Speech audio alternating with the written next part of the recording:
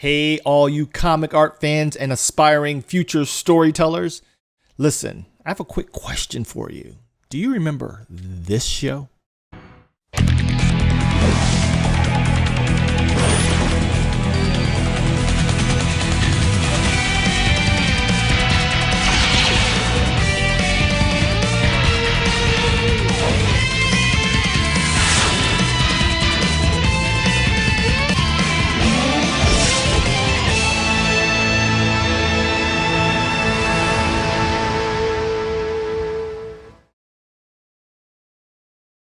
Well, if the answer is yes, then man, are you in for a treat, because your boy had the pleasure of sitting down with none other than the man responsible for the overall look and feel of the show, the incomparable, the incredible Stephen E. Gordon. Now, let me tell you something ahead of time. This was a comic geek, animation geek's dream come true. I have loved this man's work from the moment this show hit the airwaves.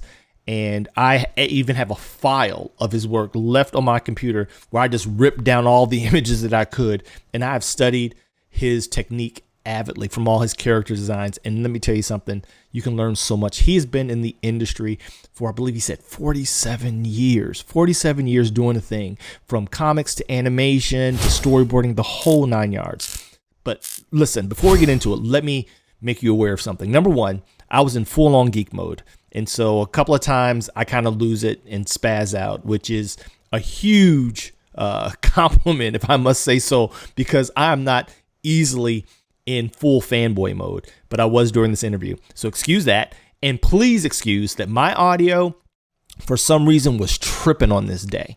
But what I had to say was less important than what he had to say. And his audio was banging. And so hopefully you guys enjoyed this art-to-art session with the incredible animator extraordinaire, the legend, Stephen E. Gordon.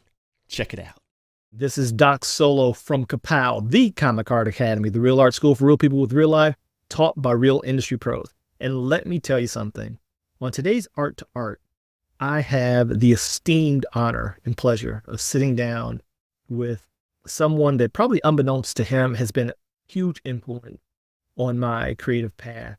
I have studied his work avidly, and we're gonna kind of dive into how far back that goes. It may surprise even him, but man, we are sitting down with animation superstar. I don't want to call him a legend because he's still doing the thing. I mean, all you gotta do is look at his resume. He is still doing the thing. But we are sitting down with animation superstar Stephen E. Gordon. And let's go ahead and run this intro and get started.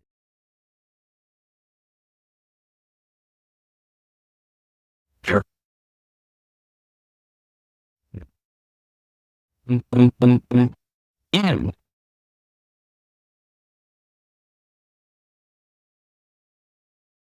Hello, Mr. Gordon. quite impressive.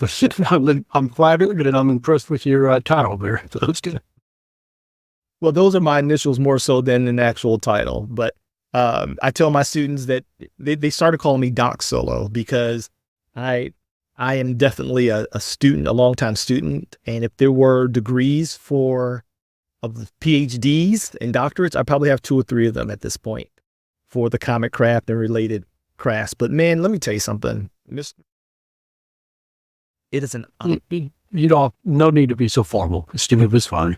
All right, Stephen, thank you so much. It's an honor to be sitting here talking to you today. And I must say that when I first reached out to you on now the new platform, we'll talk about that later, Kara.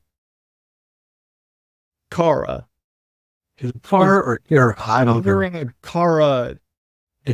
No, Before it was Vivo. Do you remember Vivo? Did you?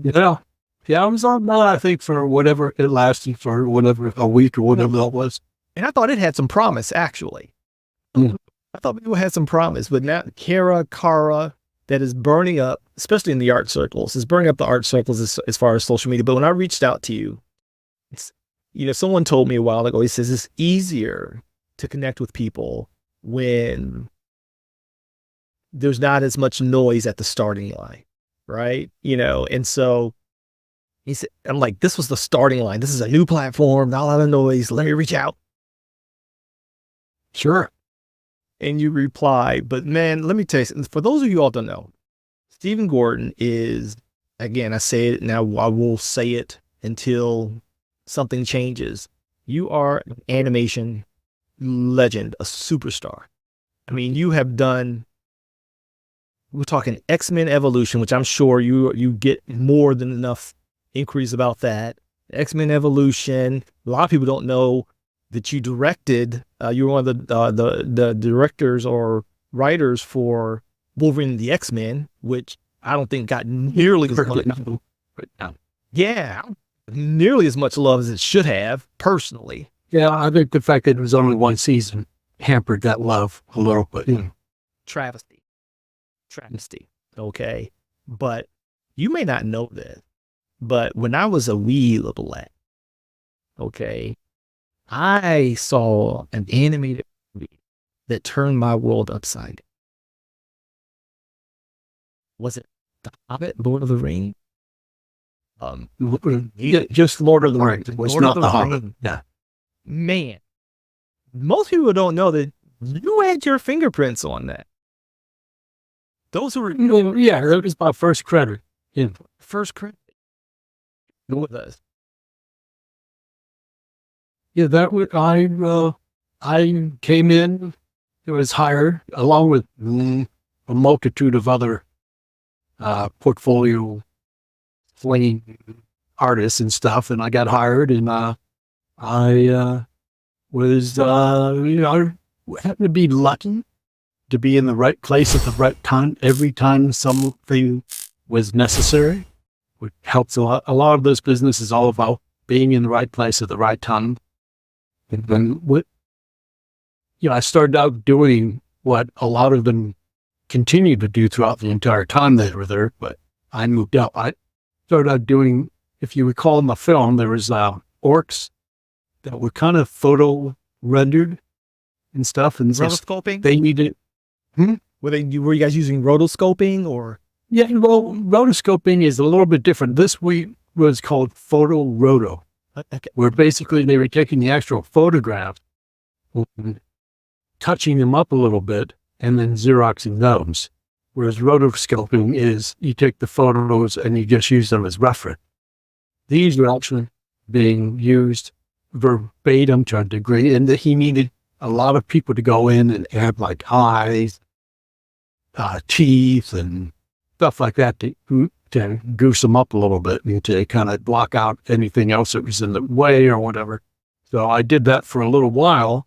And then one of the actual animators that were working upstairs needed what is called an in-betweener. You probably know what that is. And I was free. I'd finished whatever I was working on. So they said, send him up, let him learn how to in-between. Now from there, it continued, and I kept moving up, and I eventually got some scenes of animation in the film, in my hours or whatever. Ralph gave me a 100-foot scene of Aragorn and Gandalf riding their horses across the landscape. And I finished that, and then I continued to be an animator from there on. I mean, mostly it was tight rotoscoped. But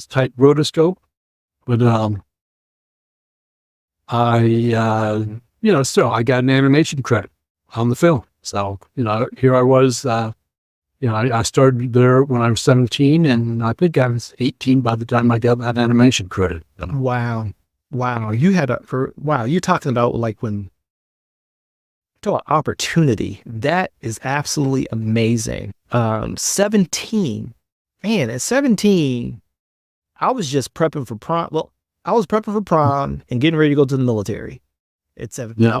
But so let me ask you this. You bring up an interesting point. I really want to kind of dive into your story a little bit.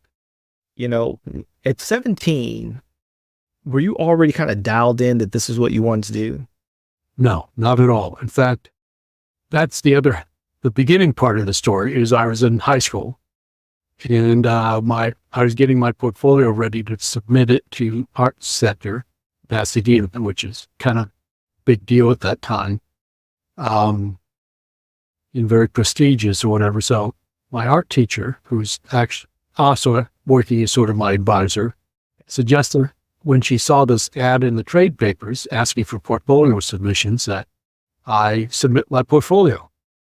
She didn't think in chance of the world I'd get the job or anything. She just thought it would be a good way to do two things, which is one, get a portfolio review, a professional portfolio review, and two, take a little bit of the wind out of my sail. Because, I'm in high school, every high school has sort of the art student or whatever, and I was it. So I thought it was pretty hot shit at the time. And unfortunately for her, or maybe not, turns out she was wrong on both accounts. No one gives you a portfolio review that's actually hiring people. They either like your portfolio and hire you, or they say, no, thank you. And since I got hired, didn't exactly take the wind out of my sails. It, probably made me even a bigger egotist. But the high school helped me finish my senior year by going to night school. So they set that up, and so I could graduate with the rest of the school and my friends and whatnot. But I could start working full time and stuff. So that worked out fine. And once I got there and saw the quality of the other portfolios and the other people working, I realized that I was not hot shit. And that I should probably plan on going to art school after this was over. So. Wow. And so did you end up going to art school right afterward? No, I did not. In fact, I was just talking about this with a friend the other day. While I was there, because I was on that film for probably over a year, I guess, maybe a year and a half or something. And I was I briefly dated one of the Incan painters who was also the daughter of one of the animators there, who was a longtime animator. He was an assistant, I guess, at Disney forever with Milk Call or whatever, and then he was animating here full time on Lord of the Rings. So I dated her, and she just said, "So what are your plans? And do you have any idea what you're gonna do after this, whatever?" And I said, "Yeah, I figure after this I'll get back on track and go to art school and become illustrator, which is what my original plan was. I had no interest in being in animation at that time. That just hadn't even entered into my thinking. I was going to become an illustrator, do book covers and whatever else, magazines, all that stuff." And she said, and what she told me turns out to be true, is no one gets out of animation. What you mean? That's it. You're stuck. No, you can't get out of it, because mainly the fact that the work is consistent for an artist, or generally comparatively consistent. If you're an illustrator or something, you're constantly hustling. You may have a good run of a year or two, or even 10 years, but then you're SOL, Right. So, but in animation, as I can verify, I've been doing this now for, I guess 47 years. So pretty consistent with it. Weird. With maybe just a month or two in between jobs or something without work. So mostly. So she was right. I mean, and for that main reason, it's just, between it being a union gig mostly and, the steady paycheck for an artist, it's a pretty sweet deal.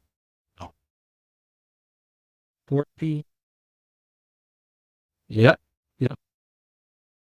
How would you describe your tenures?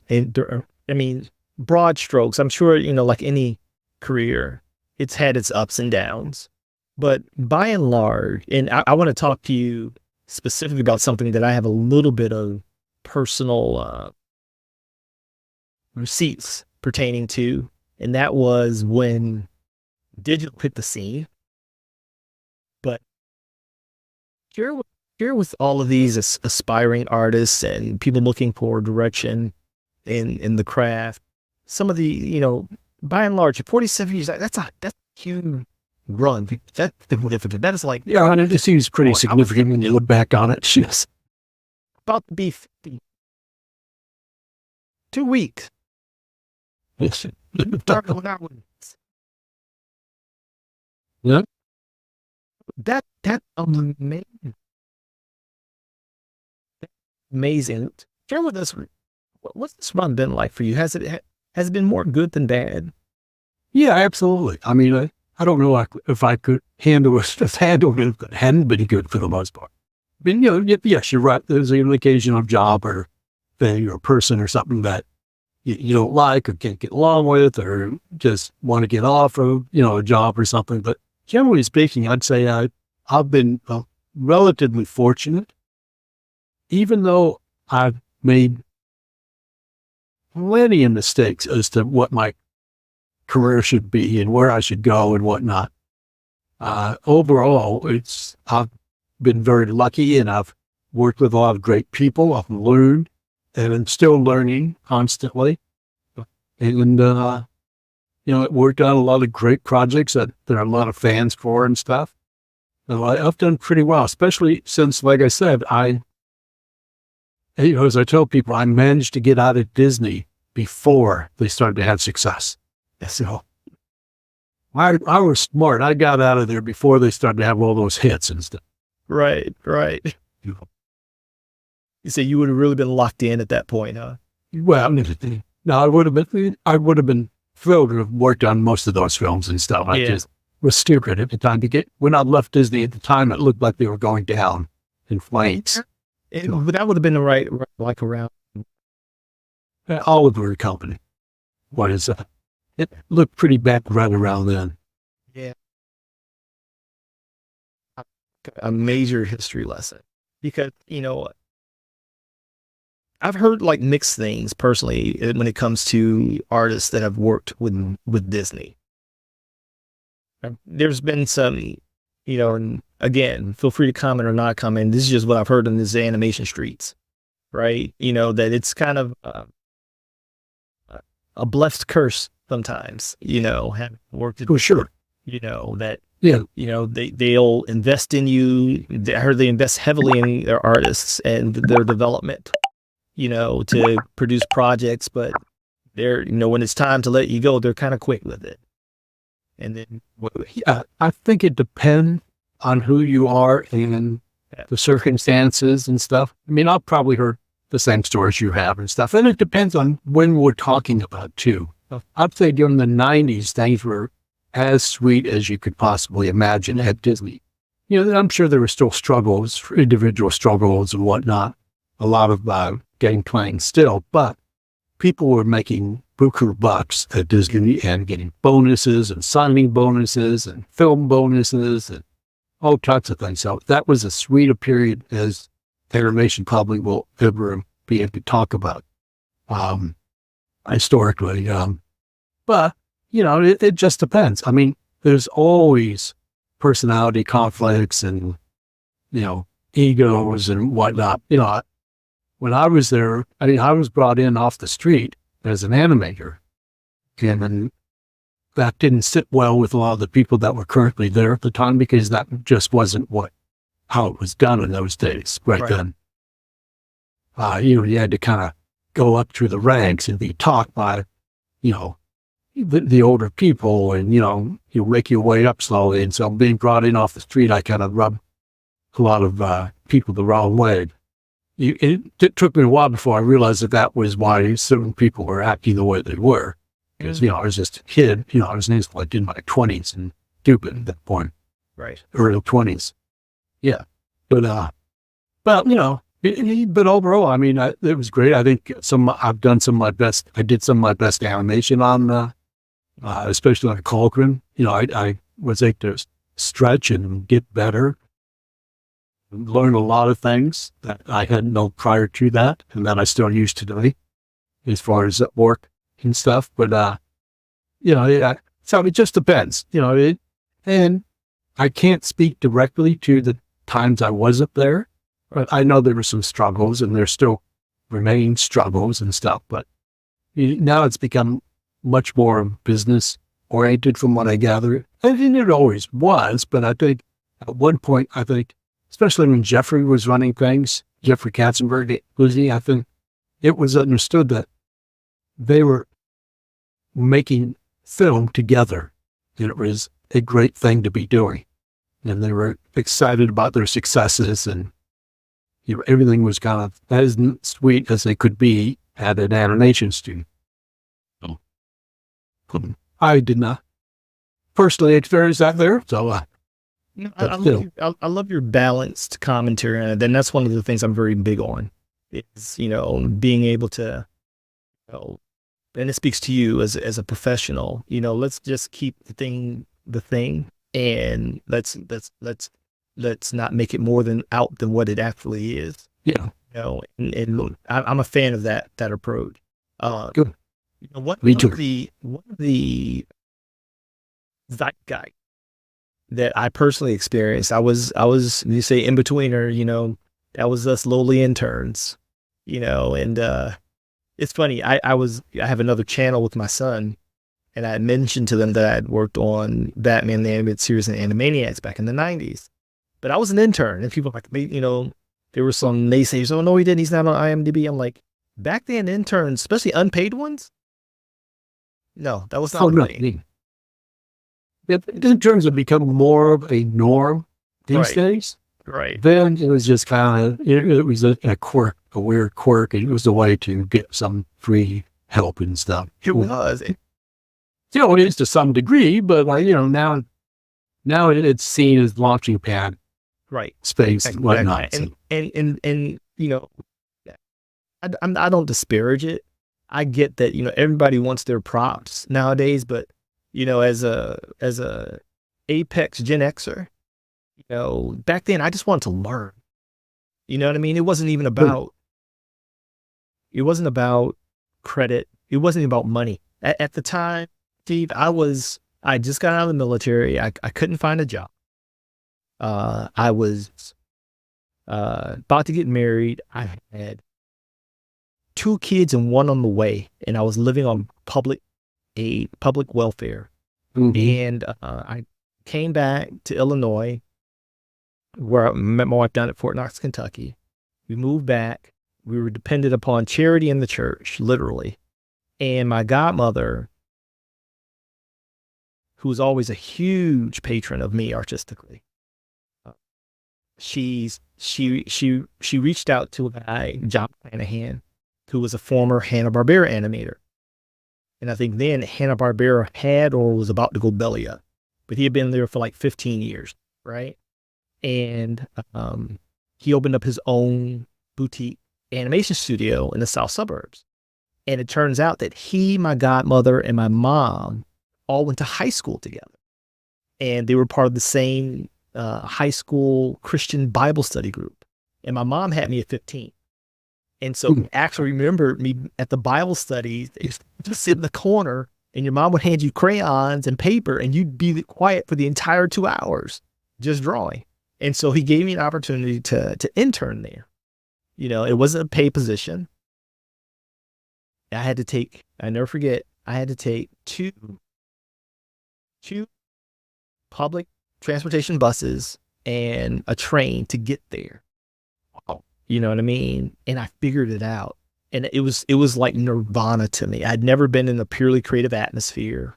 I was like you, I was the kid who could draw well.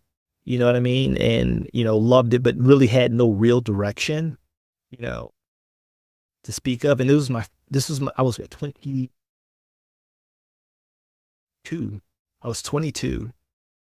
It was just like, then, you know what I mean? But unfortunately, I had to pay bills, so I left to become a cop. But it broke my heart. That's also where I met my mentor. He was one of the lead animators, and he was also a comic guy. And that's why I was paired with him, because John knew that, even though I was a native animation kid, I grew up just trying to draw what I saw in the cartoons on Granny's 4 model TV, that I'd taken affinity to comics. And so he set me with, his name is Doug Rice. I'm trying to get him on here. And he became my mentor in the comic craft, but he was one of the lead animators. He was the one who I replaced his paper. I made sure he had a bunch of sharpened pencils. I got between work, fetch coffee, go get lunch, all the things, but it was heaven for me. And so when they came back and they were like, oh, credits, and we're on like credits. It was like 3 or 4, maybe more of us. We weren't thinking about nothing about credits. We just wanted to be there, soaking up all that knowledge, in those spaces. And I try, but it got me started. It got those gears lubricated, for the craft. But there was a time there, and this is what I wanted to ask you about. I remember during it, digital art had reared its ugly head, and Adobe came out with Future Splash. Do you remember that? Before it was Flash? Adobe. No, I don't. I was never involved in Flash or any of that. Okay. And I used plenty of Adobe, Photoshop mostly.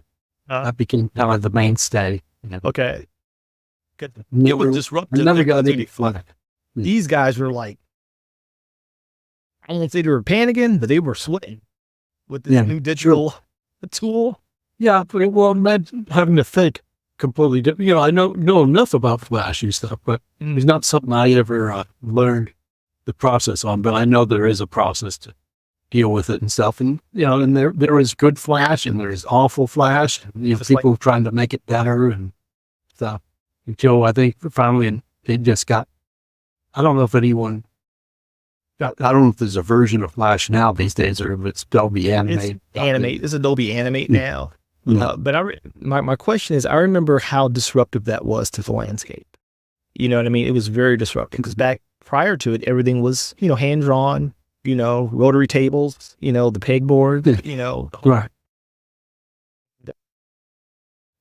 Some guys didn't adapt well, even though to me it was, I guess because I was younger, you know what I mean? Not like I could afford the programs anyway, but the resistance to many of the older animators, there were some older heads there, it was profound. And so in your career, have you experienced any, I know now today it's AI, right? AI is the thing that's got people. Yeah, that's a much more significant problem than I would agree. Digital ever was. I'd agree. What kind of disruptions can you recall during your times in the field? Well, frankly, the big disruption was when 2D got completely shelved in place of CG. I mean, that was huge. I didn't have to. I was somewhere other than at these feature places, so it really didn't affect me. And plus, I'd been in storyboard for a long time, which it didn't affect at all for a long time. So, but I know a lot of animators, Disney animators, Disney cleanup people and in-betweeners and stuff that were completely broadsided by CG coming in. And some of them, and Disney was paying, and DreamWorks at that time was paying for people to learn it. So that's the best possible scenario you could ever ask someone to keep paying you to learn a new program. You can't beat that. But even with that, some of them couldn't do it. Some of them just could not grasp it. And especially people that were, animators, some of the animators were able to do it. Okay. In fact, I don't know if you know who Gail Bear is, but he was always a great animator. And he was able to do CG. And, there were many others like that did it, but others just couldn't get it. It didn't work in their brain at all, or for whatever reason, they couldn't grasp it. And so they clean up people who weren't animators and people that were like follow-up people. Mm-hmm. And that's not even a good term for them because they were artists on their own, but follow-up as far as there was nothing in the pipeline any longer for them. If they couldn't learn, in their case, they would almost have to learn how to animate and do CG animation. And I don't know any offhand that made that transition. I know animators that made the transition, but not cleanup people or in-betweeners. Some of them ended up having to just get out of the business. I know some of them ended up working at Starbucks and moving to another state because they couldn't afford to live here any longer. As far as my situation, there was more of a creep as far as digital. First we'd start using, when you were animating, you'd use digital pencil testing stuff, which was not because, just matter of learning how to use a program. And I was an early adopter, frankly, way back on Swan Princess, which was, almost 30 years ago now. I had set up an Amiga computer and kind of did work around. Let's know what it is. Yeah, perhaps like before Apple and Apple before. Yeah, I mean, it was a great little system, but that was, I think, Commodore who built it, and they got out of it. Yeah, I think Apple or someone bought them out and just shut it down. Someone shut them down. That sounds like a Jobs move. Yeah. Because, and, it kind of took what was good about them and used it. But, I had an Amiga, and, you set up this component with it, and you could do pencil tests, and you can do sound edition, and, videotape it. And so, so it was a slow creep, and it was more of a help than anything. And then come storyboards, you start doing scanning stuff in. You use a scanner, you scan your drawings in, and then you kind of manipulate them a little bit with the tablet and stuff. And you do some blurs and whatever in Photoshop. And then now it's become all digital, and every component of the job is digital.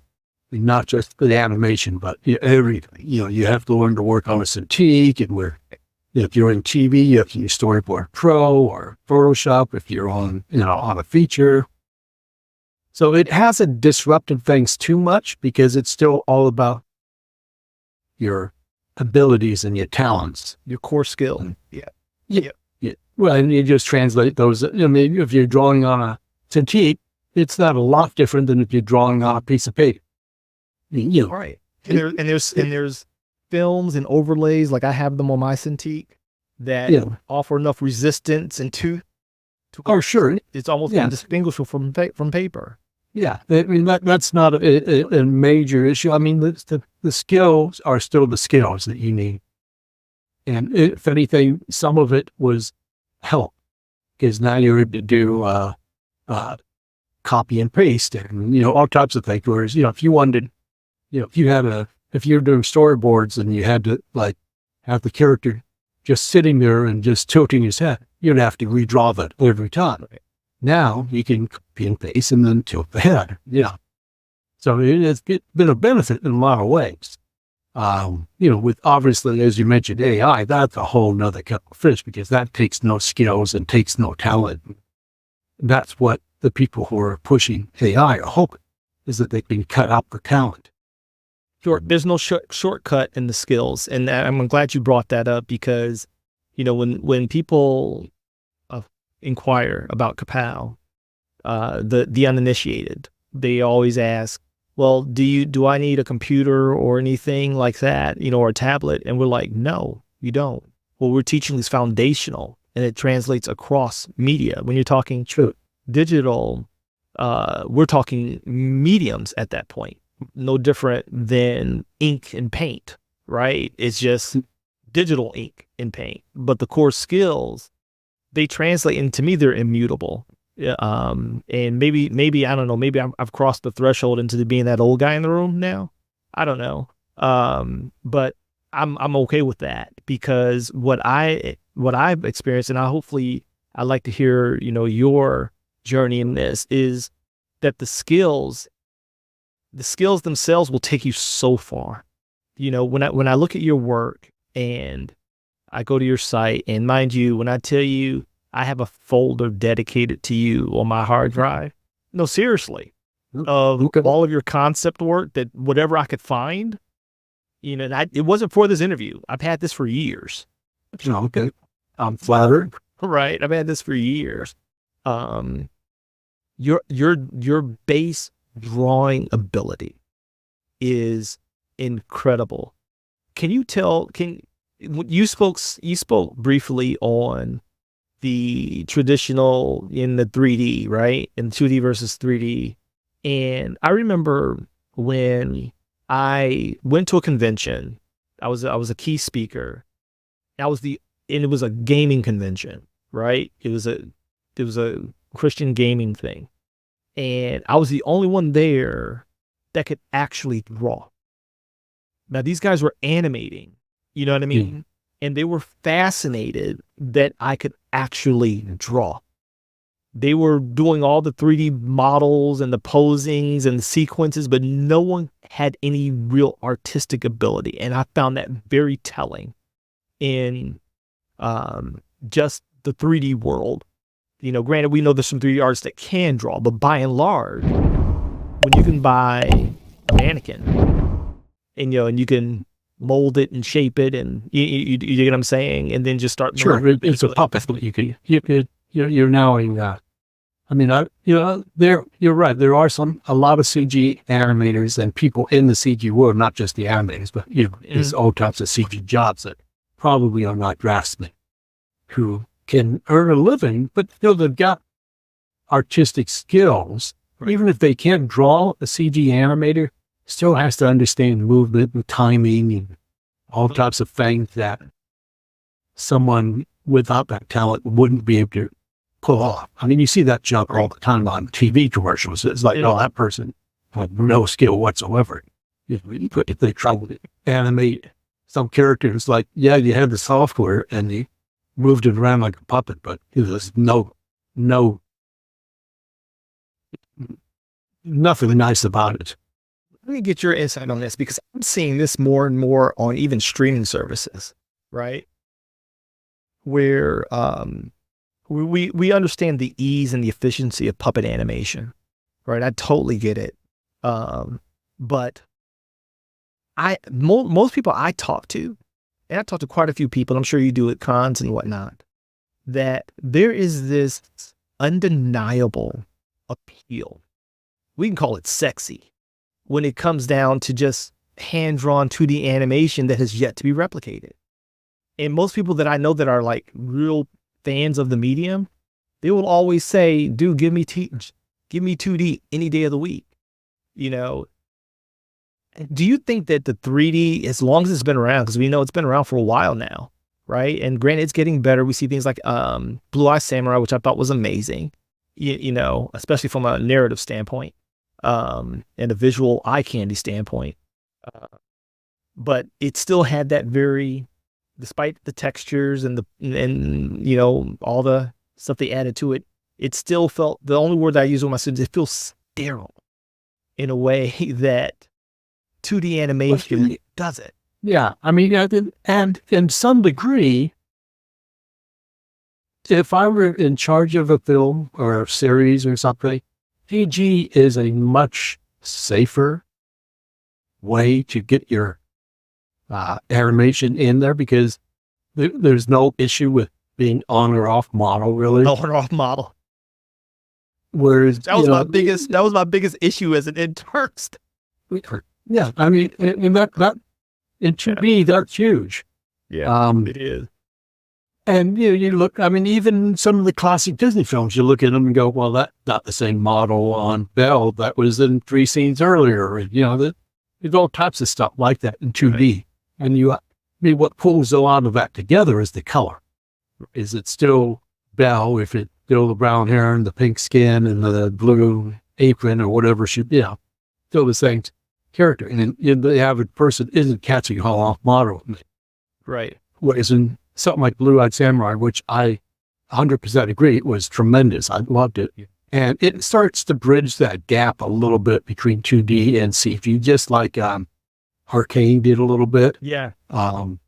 And the Spider-Verse films and such, and, and DreamWorks is toying with it a little bit with the bad guys and the Puss in Boots film. They all started to kind of head towards a 2D sensibility a little bit, which I think is great. I would just love for someone to go ahead and do a full-on 2D. I don't know that will happen anymore, because there's not enough people to fill that pipeline, and you'd almost have to start all over from scratch and start training them. But trouble is a lot of I'm relatively young as far as a 2D animator goes, who's been doing it for a long time. And I'm looking at retirement.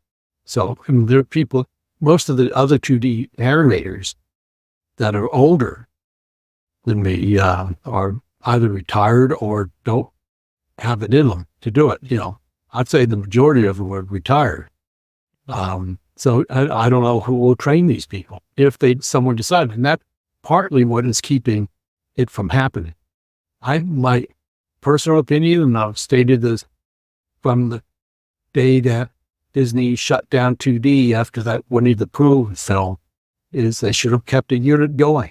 They're a 2D, even if they only finished a small Unity. They only did a film every 7 years. Fine. What do they care? They can afford that expense, and it would keep their legacy alive, and it would keep the art alive. Unfortunately, they did not do that. They kept a couple of people in there, and I'm not quite sure what for. They kept them in there, but they weren't producing real 2D or anything. I think they were just there for whatever reason. I have no idea. I can't speak to that. But I know they weren't letting. Yeah. Well, not even good optics, frankly. But they, like when they released that short, that magic, that anniversary short a while ago, they had to farm out a lot of that 2D animation because they had no one there to do it. And they don't have the desk, and they don't have the pipeline, they don't have the paper, and everything. So as much as I wanted, and everyone else wants 2D to happen, it's going to be tough. I think the closest you can expect it to happen is like on Space Jam 2, which is what I was on. It looked, the 2D was 2D, but was done digitally. Correct. We were working on digital programs, but it was still being handled as if it was 2D animation. We were still doing. That still counts to me. Yeah. No, that's still 2D, and that's the possibility. But the trouble is the artistic and talent is going away, and they're losing that. They're not training anyone new. I have a question for you based on your experience. I just know what I see. Again, I have my own studio, and I'm working on some pitch decks as well as some animatics for some things for my properties, right? Things that I can do at my level without a pipeline, right? That's still kind of sure. Which is a big thing these days, is you can make a film on your own. You can do it on your own. My question to you is, do you think that this is a Western issue? Because when you look at the influx and the popularity of anime that has hit our shores, like when I started at the studio, my mentor, he was, and this is before anime was big here. We probably had RoboCop and not RoboCop, Robotech, and we probably had G-Force. You know what I mean? Yeah, sure. There was back when I was a kid, there was Kimba and Eight Man and Gigantor, and he was so far ahead of the curve because he spoke fluent Japanese, and he was a part of before it became really landed here like it has. Mm-hmm. He would go over to Japan and do conventions, and he introduced me to JoJo before JoJo was even here stateside. He had VHSs that he copied for me. You know what I mean? I was just floored by the. It was amazing to me, that this is what they were doing on a regular basis. But when you see now that it's still with platforms like Crunchyroll and, I guess they just purchased the other with Crunchyroll, how big anime is.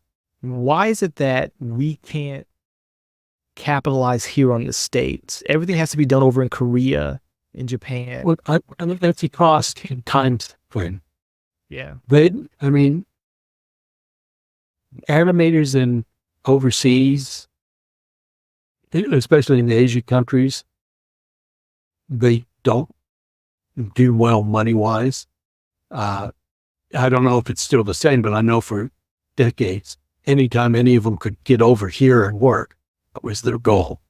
They did not, because, they'd have to sleep under their desks, or they could live in,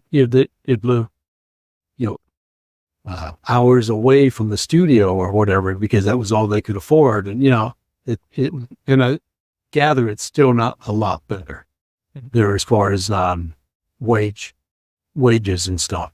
And the other issue is that I know even when we were subcontracting to overseas studios in Japan or Korea or something, the studios wouldn't pay the artists until they finished the work that they were handed.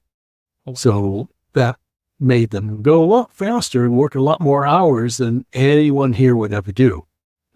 So, I mean, it's very, I mean, you're probably too young, but there was a period before. Say that again, please. I love the way you found it. I'm probably young.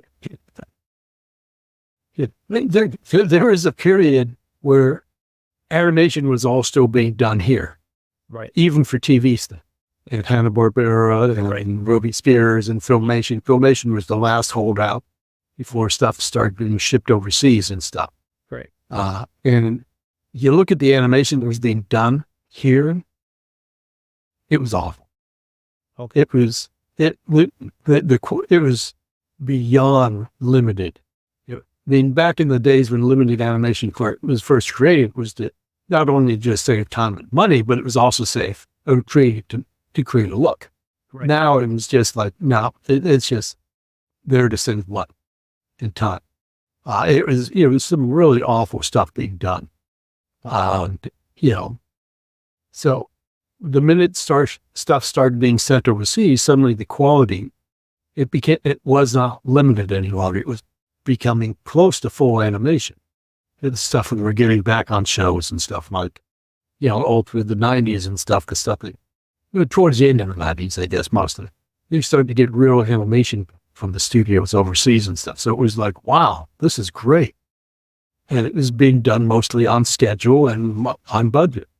I mean, of course, the people there may not have been too happy, but, that was how things were working. Oh. I find thing though, you brought up an interesting thing because you like the disparity in the working conditions between the Western artists and the Asian artists, respectively. Mm-hmm. In your opinion, why is that still such a coveted job over there? But that you'd almost have to watch one of them. I would think it's probably where their talents lies. And, some will probably dream of being the next Miyazaki or something and getting their break or something. And plus, there's an abundance of work. So, I don't know what the culture is, but I assume it's cultural. I really do think it's cultural, in my opinion. I think because it is so ingrained, unlike here, when we talk anime, when we talk manga, right? It is major entertainment over there. Here, it is always fought for respect by and large, historically. You know what I mean? To compete with Hollywood. Granted, you have your feature studios and stuff like that, but largely when you say animation and comics and things of that nature, it's quickly in the mind of the uninitiated, relegated to kid stuff. Oh yeah, I think that's been the case in animation for decades and decades, and I think a lot of that has to do with the fact that Saturday morning TV kind of ghettoized it a little bit. It became to the point where, even though like the Warner Brothers cartoons originally were shorts that were shown in theaters and stuff, and those were not intended necessarily for kids. A lot of the humor was intended to go way over kids' head. But when they put those on Saturday morning TV and everything else that was on Saturday morning TV, it was nothing but kids' fodder. And that's all get watched it. Yeah. Yeah. And, the only other animation out there was Disney, and they geared right into, family would be generous, because a lot of it was very, especially during the 70s and 80s, it was pretty kid-oriented. Stuff like the Aristocat and Robin Hood and stuff is like, they weren't telling anything remotely resembling a mature story. I think Scooby-Doo was probably more mature than a lot of what Disney was doing at the time. Right. Right. So, I think animation has suffered for decades and decades of being looked at in America as kids' fare.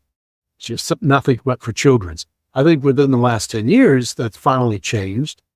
I think you're starting to see things like Blue-Eyed Samurai, Arcane, other shows much more like that. Spider-Verse is a little bit more mature. It's still in that range. Whatever box by Critical Role that's on Amazon Prime. That was amazing. What is that? Vox. Oh, Vox Machina? Yeah. Yeah, I'm going to see it, but there are plenty out there like that. And, 20 years ago, I had an option on a Stephen King book that I was that I was pitching around town, trying to get made into an animated feature. And everyone said, oh, this is a great idea. This is wonderful. There's a market out there for it and stuff. We just don't want to be the first ones. We'd rather someone else did it first. Right. Now, if I still had an option, I could probably get funding for it pretty easily, I suspect, right. Especially if it was a miniseries or something. Right.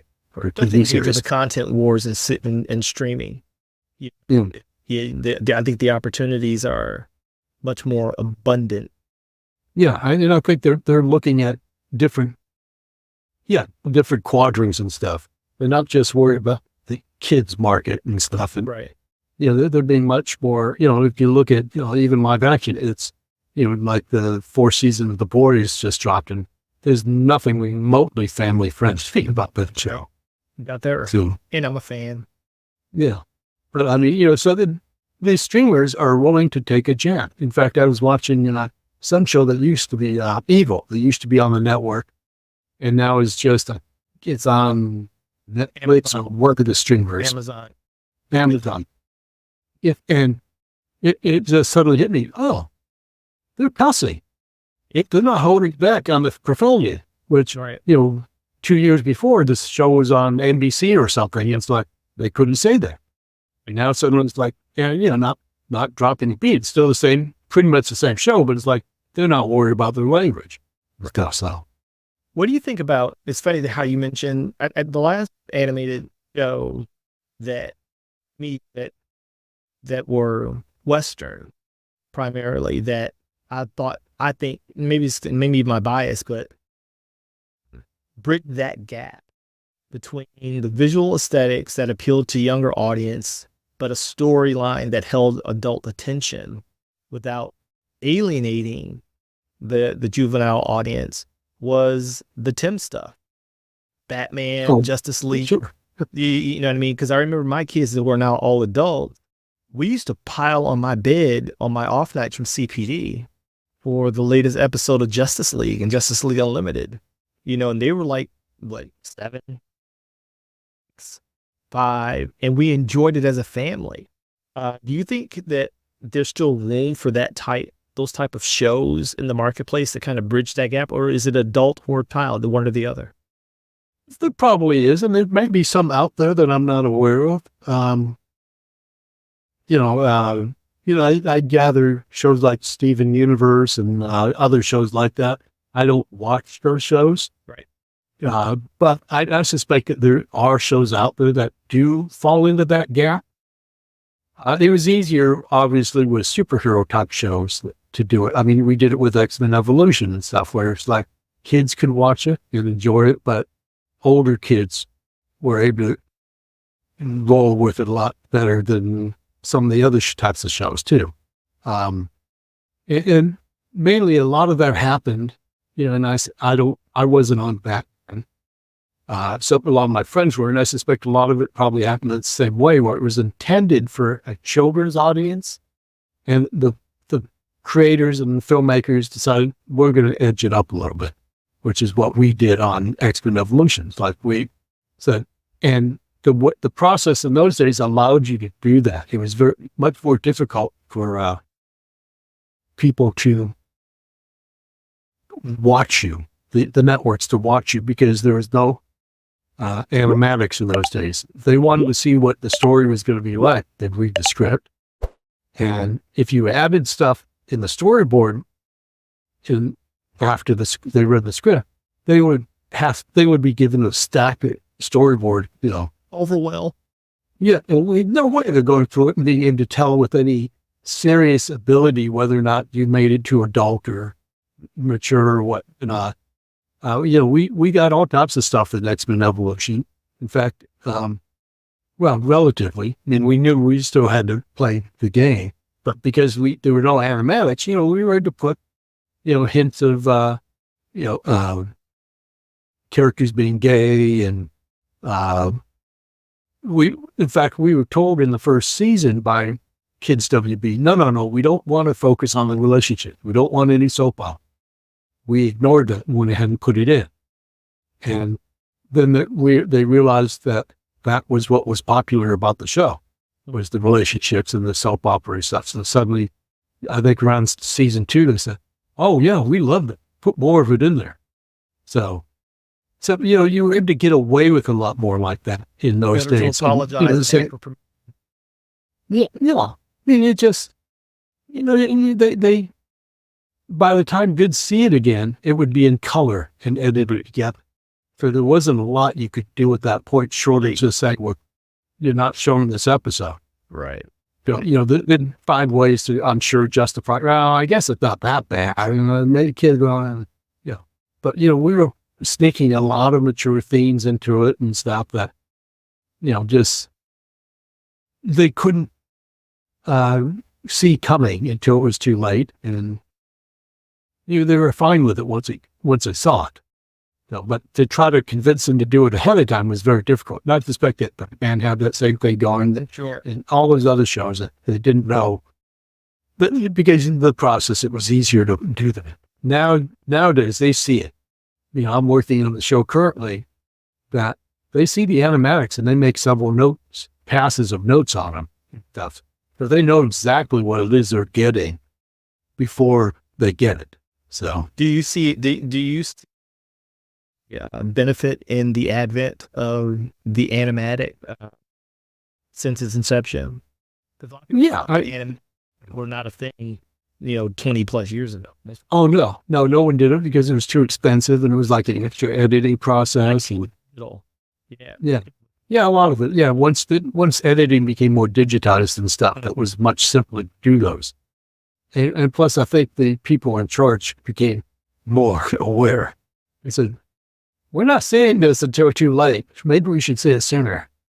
But I think it's been a benefit, not just for those reasons. I think, but it's been a benefit for us as creators and filmmakers and stuff, because now we can fine tune stuff a lot sooner. Basically, we're making the film, and then the final animation, everything else is more just, yes, of course, that's what it's going to be, and there's not surprises. We've already made the film. It's just now polishing it. Where before it was like, you never know what you're going to get sometimes. So you provided a great segue, because I'm sure I intentionally avoided it up until this point, talking about X-Men Evolution, because I'm sure, I don't know how you would rank it, because looking at your career, and let me tell you, folks, if you want to see that, it would be timeline on his website that I thought was very interesting. He put a timeline of your resume. No. I'm like, okay. And I was like, oh my gosh, you have done everything. But X-Men Evolution, would you agree that, and I don't know if this was intentional or not, but would you consider that your magnum opus? Hey, there you have it. Listen, I hope you guys have enjoyed part 1 of my thorough sit down with Stephen E. Gordon, and it gets better. We kind of go deeper into his story. He drops nuggets of wisdom that he has gleaned over 4 decades in animation, and he talks about his new pursuits and ventures, and I had a blast, and hopefully you guys enjoyed it in spite of my audio. And with that being said, listen, if you haven't done so already, like, follow, subscribe Check us out everywhere. We're everywhere on social media. And if you're interested in learning from me and my team of extraordinary industry professionals at Ka-Pow, check us out at kapowschool.com. We are now taking enrollment for our 25-26 year one adult class, as well as we are launching a new venture from Ka-Pow targeting our young aspiring artists who want to learn from real industry pros and help get a jump on telling their stories at a young age. And so if you have a young artist that you know is passionate about the comic craft, or at least very interested, or you just want your kid to learn something new and exciting and different, check us out at Ka-Pow School. The Prep Academy is a very affordable option that, you know, they can come and engage with us and geek out and actually learn the comic craft and kind of get a jump start on their art and creative pursuits. And so hopefully you guys have enjoyed what you have seen thus far and continue to support the channel. And we will come back next time for part 2 of our Art2Art session with Stephen E. Gordon. This is your boy Doc Solo. And remember, life is short. Live, love, and laugh as if it's your last day on earth, knowing that when all is said and done, all that remains is the life you've lived, the lives you've touched, and the stories you've created. So, what are you waiting for? Get to it. Solo out.